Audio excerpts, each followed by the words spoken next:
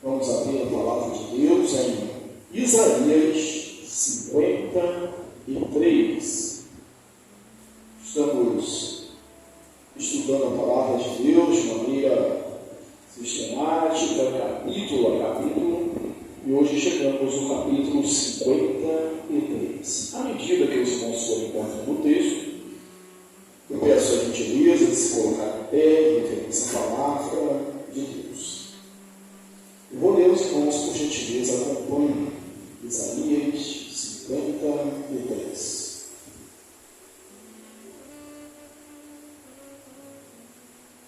Diz assim: quem creu em nossa pregação? E a quem foi revelado o braço do Senhor? Porque foi subido como renovo perante ele, e como raiz de uma terra seca, não tinha aparência nem formosura, olhando-lo, mas nenhuma beleza havia que nos agradasse. Era desprezado e o mais rejeitado entre os homens, homem de dores, e que sabe o que é padecer. E como um de quem os homens escondem o rosto, era desprezado, e dele não fizemos caso. Certamente ele tomou sobre si as nossas enfermidades e as nossas dores levou sobre si. E nós o reputávamos por aflito, ferido de Deus e oprimido. Mas ele foi traspassado pelas nossas transgressões e moído pelas nossas iniquidades.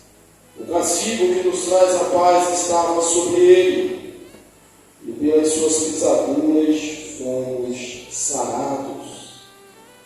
Todos nós andávamos desgarrados como ovelhas, cada um se desviava pelo caminho, mas o Senhor fez cair sobre ele a iniquidade de nós todos.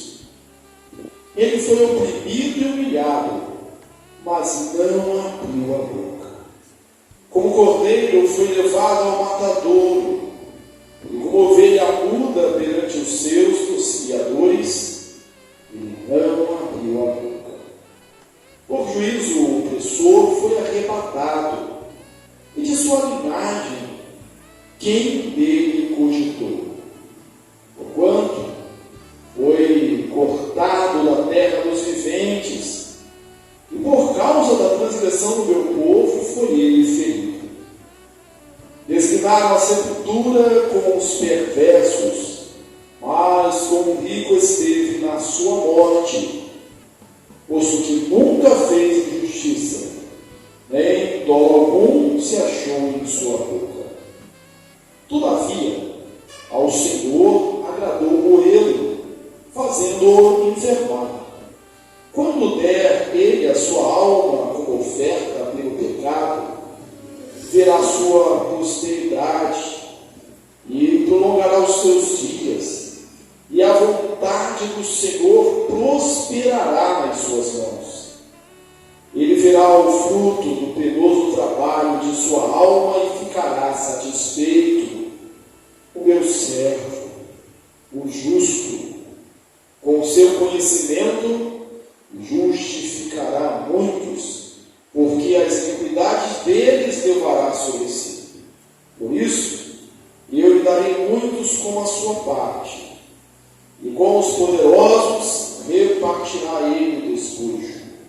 Porquanto derramou a sua alma na morte, foi contado com os transgressores, contudo, levou sobre si o pecado de muitos, e pelos transgressores intercedeu. Amém? Assentados, irmãos.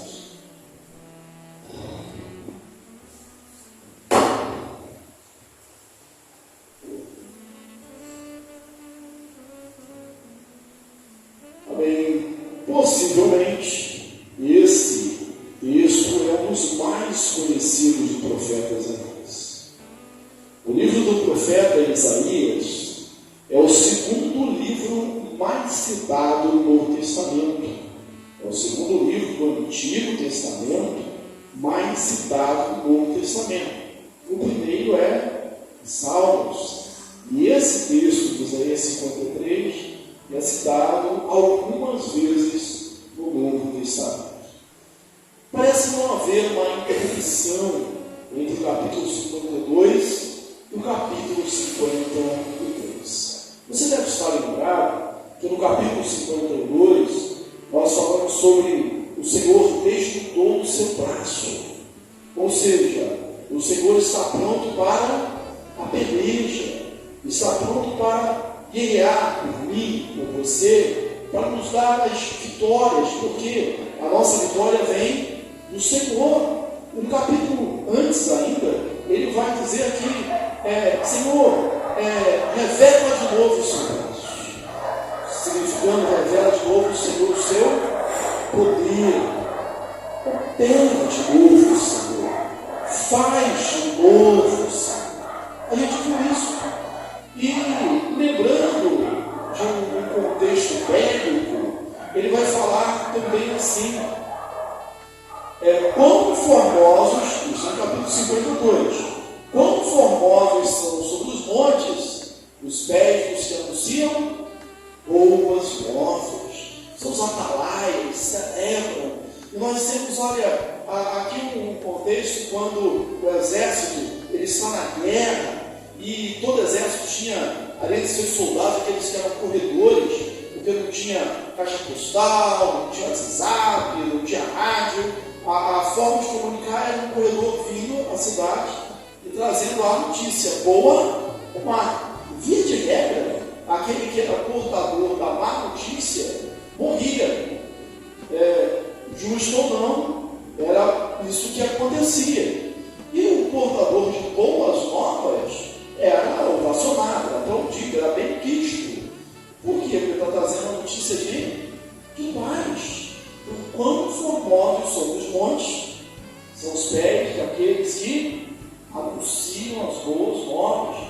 Isso foi aplicado lá em Romanos 10 pelo apóstolo Paulo, quando ele fala sobre a pregação do Evangelho, exatamente para a proclamação da mensagem cristã. Quão formosos são sobre os montes os pés daqueles que anunciam as boas novas. Aí o início do capítulo 53 quem creu na nossa pregação. E a quem foi manifestado o braço do Senhor. Porque nem todos se alegram com essas boas novas. O natural, o esperado, o desejado é que se alegrasse. É que dentro da cidade, é o que acontecia quando o mensageiro vinha, logo depois dele vinha um rei, trazendo obra de salvação, havia festa dentro da cidade. Por quê? Porque eles foram livres.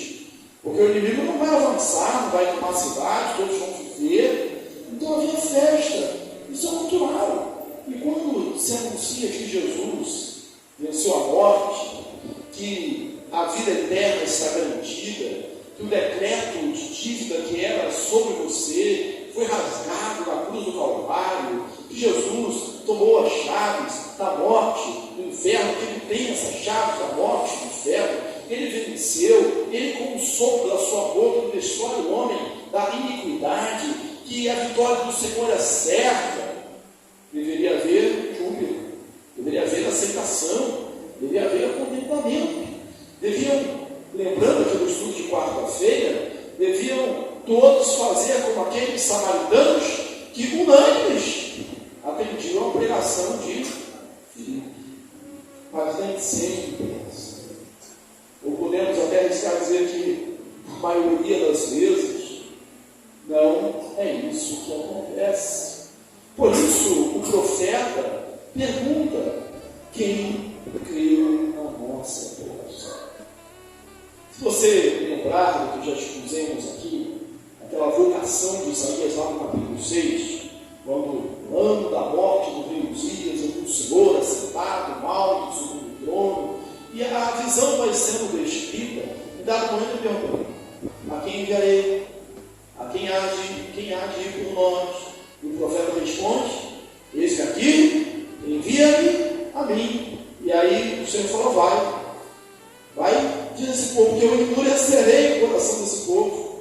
Ouvi, não entendais. Eu endurecerei, tornar duro o coração desse povo. Deus já havia declarado que nem todos aceitariam a pregação, a anunciação, e aqui o profeta falou: quem creu na nossa pregação? E por vezes, irmãos, nós nos perguntamos, hoje, nós também nos perguntamos, por que as pessoas não creem? Por que elas não se quebrantam? Por que elas não cedem a um amor tão grandioso como o amor do Senhor? Por que tantos são de dura cerviz, são do pescoço duro? É difícil de se lidar. Por quê? Mas não é só o profeta que faz essa pergunta. Não somos só nós. No Novo Testamento, a gente vê também essa declaração. Quando Jesus, em Jerusalém, ele entra em Jerusalém, na sua entrada triunfal, ali há curas, a propagação do Evangelho. E em João capítulo 12, versículo 38, a gente encontra esta passagem. E embora tivesse feito tantos sinais na presença dele, eles não creram. Olha a ênfase que é dada. Tantos sinais. Você já sabe, já aprendeu, que os milagres do Evangelho de João são chamados de sinais. E o objetivo desses sinais, desses milagres, que no Evangelho de João são 7, então como objetivo hoje, é para que as pessoas crescem nele. Tanto é que no final do Evangelho de João, o evangelista diz assim: na verdade, fez Jesus muitos outros sinais na presença deles, mas estes foram registrados para que creiam que Jesus é o Cristo, o Filho de Deus, e crendo tenha escrito em seu nome. Voltando aqui ao capítulo 12 de João, assim, Jesus fez tantos sinais na presença dele. E embora tivesse feito tantos sinais na presença deles, não creram nele. Por quê? Aí o texto continua no versículo 38.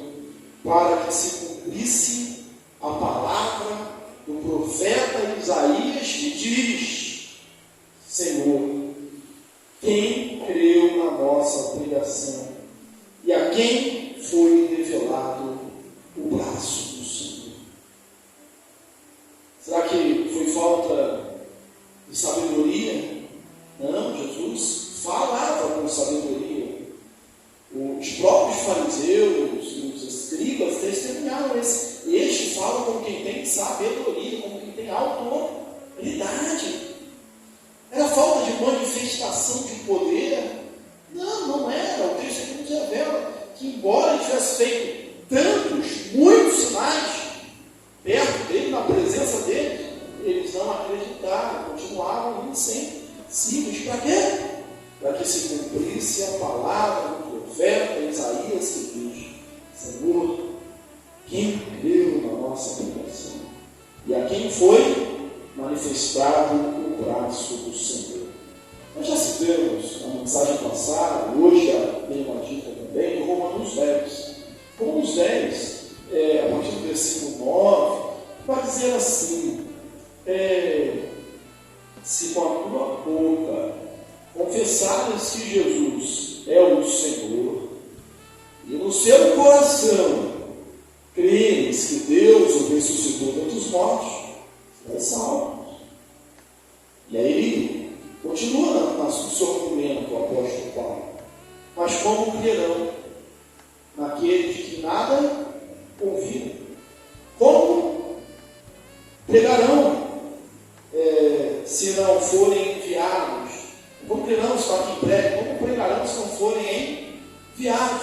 Como está escrito: conformosos são sobre os montes os pés daqueles que anunciam boas novas. Esse é o versículo 15. Aí no versículo 16, o apóstolo diz assim: todos obedecem ao Evangelho.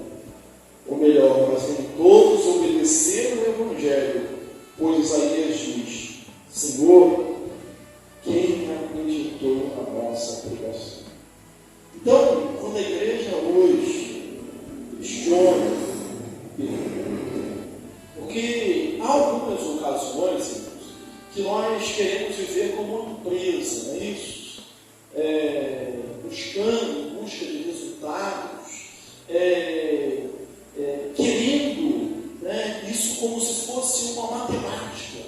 Ou seja, você anunciou, você tem o melhor produto, você tem a melhor oferta, então você vai ter uma lista grande de clientes, de consumidores, e você vai ser bem sucedido. Não há nada de mal em anunciar muito, em ter o melhor produto e fazer o melhor produto, salvaguardando aquelas devidas proporções. Nós estamos falando do Evangelho, nós temos. Fazer o melhor, nós temos que fazer. Anunciar, lançar a semente, é a nossa missão. E, portanto, pregar o Evangelho a toda criatura, é até os confins da terra. Atos 1:8, recebereis poder, descer sobre vós o Espírito Santo, sereis minhas testemunhas tanto em Jerusalém, em toda a Judéia, Samaria e até os confins da terra. Agora, o resultado está nas nossas mãos. Vem do Senhor. A gente lança semente olhando qual é que vai germinar. A gente não sabe qual vai germinar. A nossa função é pregar o Evangelho. E quando você fizer isso, e porventura sentir-se frustrado, no sentido de resultados, lembre-se que o profeta perguntou, que o profeta teve o mesmo questionamento: Senhor, quem criou a nossa bênção? Senhor, a quem foi revelado o Senhor? Senhor, apesar de ter feito muitos sinais, diante dele tantos sinais wondrosos, eles não creram. Paulo diz em Romanos: mas nem todos obedeceram ao Evangelho. Nós estamos estudando Atos dos Apóstolos, que é as quartas-feiras, e nós vimos que os discípulos, os apóstolos, reunidos ali para a escolha de um apóstolo, né? Lucas em Atos nos dá conta de que a Assembleia compunha-se de 120 pessoas. Nós estamos falando de quem? De Jesus, que tinha feito discípulos, que ele tinha pregado, que ele tinha feito milagre, que andou 3 anos com eles, foi Jesus. Ele alimentou a multidão de mais 5 mil homens e mulheres, sem contar mulheres e crianças, perdão, mas nem todos comeram do pão, né? Todos comeram do peixe, mas nem todos acreditaram. Senhor, quem foi revelado ao Senhor? Há uma outra maneira da gente ter esperança nisso, é que exatamente a gente não sabe quem foi revelado, a quem o braço foi revelado. A gente não sabe que semente germinou. De repente você pode estar pensando assim: olha, eu não sei quantas pessoas eu já ganhei para Jesus. Você pode já ter pregado uma palavra que fez a transformação, que foi um canal de transformação na vida de alguém. De alguém que hoje é um pregador, um pastor, um missionário, e você nem sabe, mas foi a sua palavra, a palavra de Deus na sua boca que fez isso. Foi a sua oração, foi o seu clamor. Deus ouviu as suas preces, Deus viu as suas lágrimas, e a obra foi feita. E a gente perguntou assim: a quem creu? A quem foi manifestado o seu braço? Talvez a mais gente do que a gente pensa, mas nós somos tão somente servos. A nossa missão é anunciar a salvação em Jesus Cristo. A gente vê essa incredulidade, e a gente vê no texto também o sofrimento de Jesus. Porque ele foi subindo como renovo, como raiz de uma terra seca, não tinha aparência, nem formosura, olhamos, mas nenhuma beleza havia que nos agradasse. Era desprezado e o mais rejeitado entre os homens, homem de dores, e que sabe o que é padecer. Era desprezado, e dele não fizemos caso. Se alguém olhasse para Jesus, eu não estou falando de uma beleza física, o texto está falando de uma beleza física. Mas está dizendo, por exemplo, olha, que rei é esse? Que nasce humilde numa manjedoura, numa pompa, não há destaque, não há nada que atraia. Sabe quando você diz assim de alguém, um talento, assim, ó, esse promete? A gente de Deus não fala assim, poxa, isso aqui, criança ainda, pré-adolescente, mas, por exemplo, é muito bom de futebol, joga muito, esse que promete. Então, assim, a habilidade para cantar, esse que promete.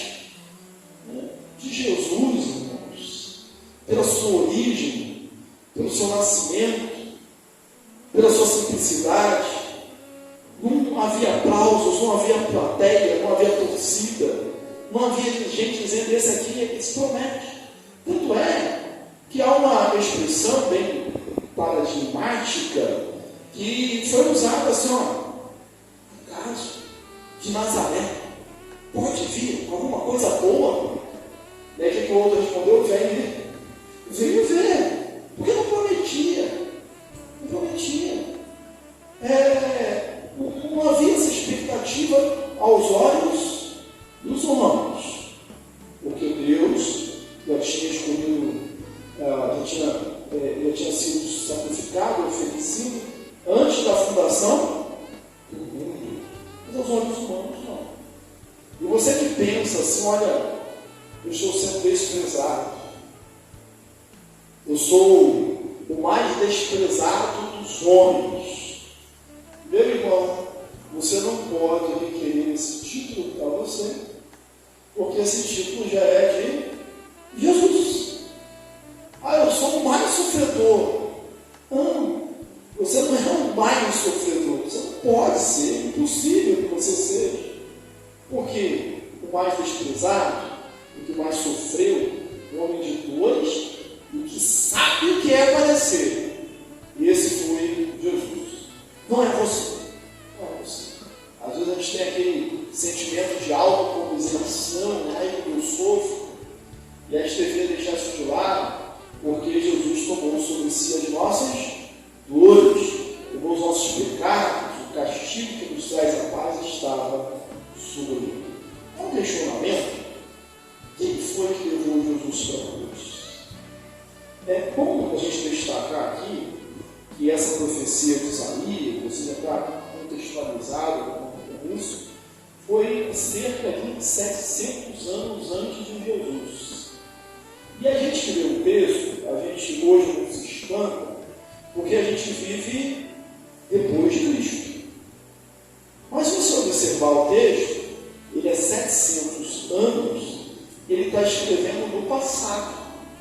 Ele era um de Deus, ele sabia o que ia aparecer, ele foi uma ovelha muda perante os seus tosquiadores, e ele não abriu a boca, mas ele está falando no passado. Mas ele já está falando com uma voz de algo que já aconteceu. Por quê? Porque isso era certo. Isso era certo. O coração de Deus, isso já era uma realidade.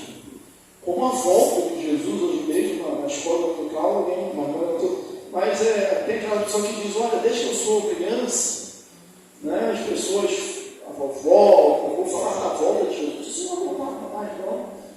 O coração de Deus, ele é além do tempo, ele é atemporal, ele não está sujeito ao tempo.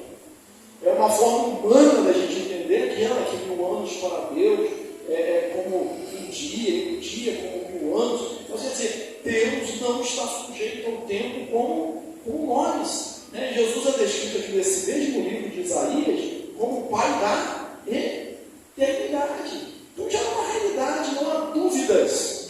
A esperança cristã não é aquela esperança, não. A esperança cristã é uma certeza. Eu só estou esperando chegar o tempo.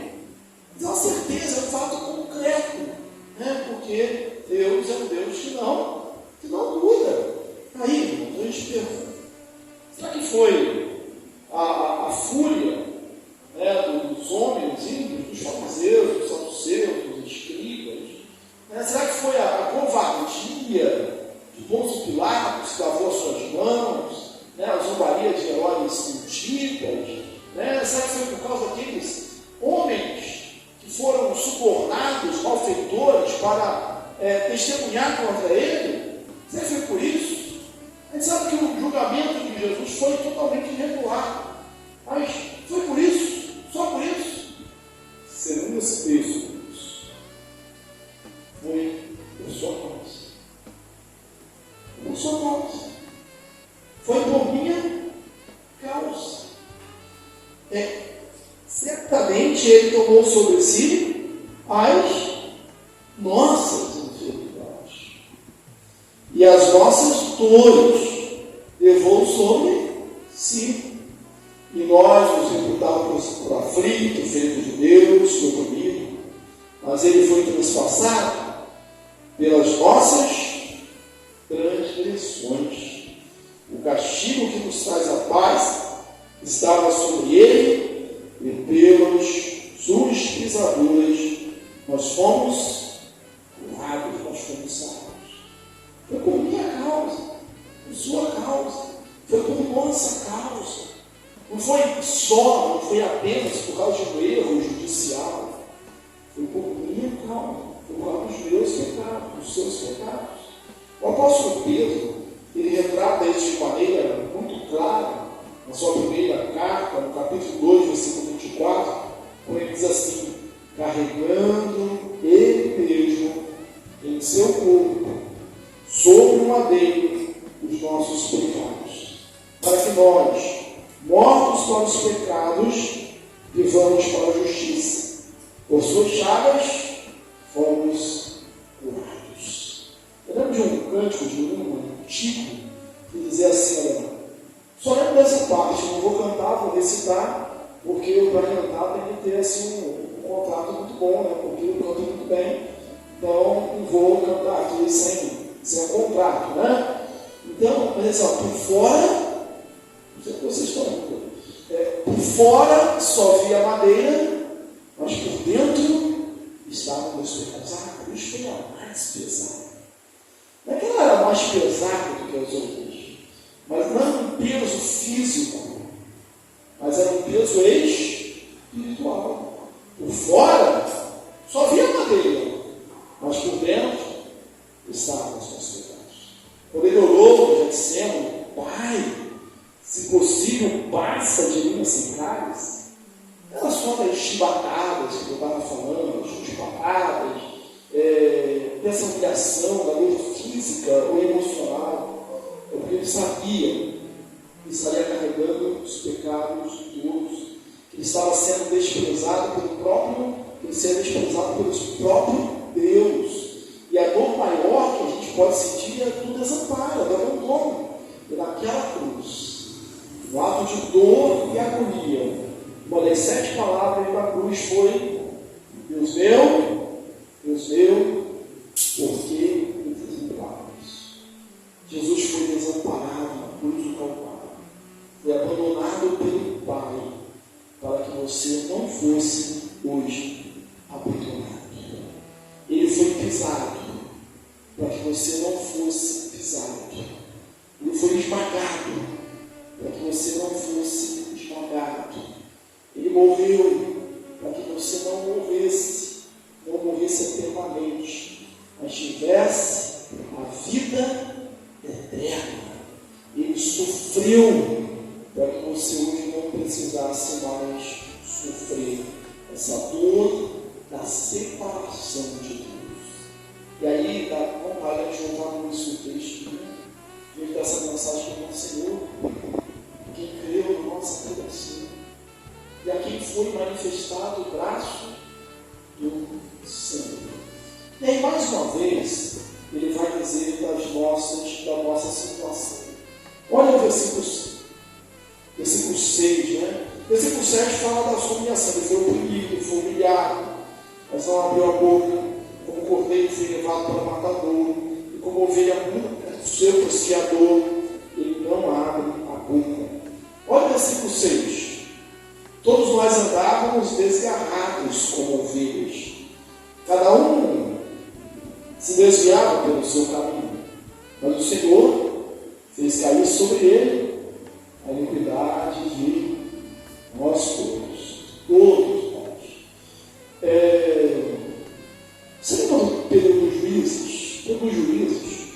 Tem um ciclo em que o povo pecava, eles mudavam outra pessoa, aí depois de 10, 40 anos, o povo se lembrava de Deus, e aí Deus mandava um libertador. Esse é o ciclo dos juízes. E há uma expressão no livro dos juízes, que dizer que naquele tempo não havia rei em Israel, e cada um fazia o que achava mais certo. Cada um fazia o que achava mais certo. Você imagina que situação é essa, né? Cada um fazendo o que acha certo. Né? Cada um fazia o que achava certo. Esse texto parece também, de certa forma, nos lembrar disso, né? Como você diz assim, não, eu sempre segui pelo caminho certo, não. Cada um, você até pensava que estava fazendo o mais certo, mas cada um se desviava pelo seu próprio caminho. Todos nós, irmãos, somos a ovelha perdida, a centésima ovelha, a ovelha desgarrada, lá na parábola de Lucas 15. Todos nós somos isso. Todos nós somos. E Jesus é o bom pastor de todos nós. Calvino, ele tem um comentário bem explicativo, elucidativo sobre esse texto, que diz assim: em nós mesmos estávamos espalhados, em Cristo estamos vivos. Olha só, em nós mesmos, se você dependesse de mim, de você, se dependesse de nós mesmos, com as nossas forças, com as nossas habilidades, com o nosso caráter, em nós mesmos nós estaríamos espalhados. Mas em Cristo nós estamos reunidos. Nós seríamos umas ovelhas desgarradas. Mas algum pastor que vai e pega cada uma de nós e coloca no seu aprisco. De nós mesmos estaríamos desgarrados, mas em Cristo somos reunidos. Por natureza, estamos desgarrados. Por natureza, estamos desgarrados, impelidos à destruição. Em Cristo, encontramos um caminho para o portão da vida. Todos nós andávamos desgarrados, mas Ele nos reuniu, Ele nos escolheu. Todos nós pecamos, Romano fala isso. Todos pecaram. Não há quem faça o bem, não há nenhum sequer. Todos nós estamos nivelados assim. A nossa diferença é que nós somos alvos da graça de Deus. Então, Jesus foi para a cruz por causa dos nossos pecados. Quem levou Jesus à cruz? Fomos nós. Mas também foi Deus. O versículo vai dizer aqui que ao Senhor agradou moê-lo, fazendo-o enfermar. O Senhor o entregou. Não foi só um erro judicial. Não foi por causa da vontade dos homens. Lá no sermão de Pedro, ele vai dizer isso, que vocês entregaram para fazer tudo quanto a sua mão, a mão de Deus, o seu desígnio já tinha determinado. A culpa deles é verdadeira, aqueles que pegaram Jesus. Mas o desígnio era de Deus. Algo que resume muito bem isso é aquilo que a gente chama de textual das Escrituras. Você pode recitar? João 3,16? Porque Deus amou o mundo de tal maneira, o Filho unigênito, para que todo aquele que nele crê não pereça, mas tenha a vida eterna. Sabe, o servo sofredor, foi Deus que o entregou. Deus foi que deu. E isso é um conforto, um consolo para nós, porque Deus é Deus soberano sempre. Deus é Deus que está no controle sempre. Mesmo quando Jesus está na cruz, mesmo quando o céu se faz dia, se faz noite, a escuridão, a tempestade, Deus está no controle sempre. E aí a gente tem uma palavra em Romanos que diz assim: aquele que não nos deu o seu próprio filho, não nos dará também com ele graciosamente todas as coisas. Mas uma pergunta, né? Não é só quem creu na nossa pregação, mas agora para você, crente, né? Do Senhor. Será que você tem alguma dúvida? Paira alguma incerteza no seu coração se Deus Jesus, o seu melhor, maior, não vai dar com Jesus também todas as coisas? Hoje eu tenho uma lição da escola que não foi a bondade de Deus. Isso é muito comum no caso de Deus. Deus é bom, né? Inerentemente bom, intrinsecamente bom. Ele é bom porque não pode ser outra coisa. Deus tem cuidado de você. Né? Deus tem zelo pela sua vida. Então confia, entrega o teu caminho ao Senhor. Salmo 37. Confia nele, descansa nele, descansa no Senhor. Ele foi transpassado pelas nossas iniquidades, mas ele foi também, irmãos, por vontade própria. Ele foi porque ele quis. Ele foi voluntariamente. Versículo 10 diz que de Deus, né? Ao Senhor agradou um erro, mas ele foi pela sua vontade. Ele foi como ovelha muda perante seus sociadores. Ele não abriu a boca. Ele foi espontaneamente. Ele não foi para a cruz esperneando como alguém que está sendo levado para o matador. Ele estava sendo levado para o matador. Ele não foi reclamando, maldizendo, blasfemando, mas ele foi voluntariamente. Alguém disse, não lembro aqui a autoria da frase, se é desconhecido, mas Jesus, ele caminhou para a cruz como um rei, vai para a sua coroação. Ele era o ápice do seu ministério, era o fim, não era a derrota, era a consumação de todas as coisas. Ali era a sua vitória. Tanto é que o símbolo de maldição hoje é o símbolo do cristianismo. A cruz é o nosso símbolo. Ele foi porque ele quis, para que a justiça de Deus se satisfizesse. Romanos 12. Por isso, ele dará em muitos como a sua herança, e com poderosos ele repartirá o despojo, porquanto derramou a sua alma na morte. Algo espontâneo. Ele derramou a sua alma na morte. Paulo fala disso também em Romanos 4:25, dessa qual foi entregue por causa das nossas transgressões e ressuscitou por causa da nossa justificação. Há uma história que diz que numa guerra, uma tribo estava resistindo às invasões, um povo mais forte, um povo mais superior, só que havia um derrotismo já entre eles.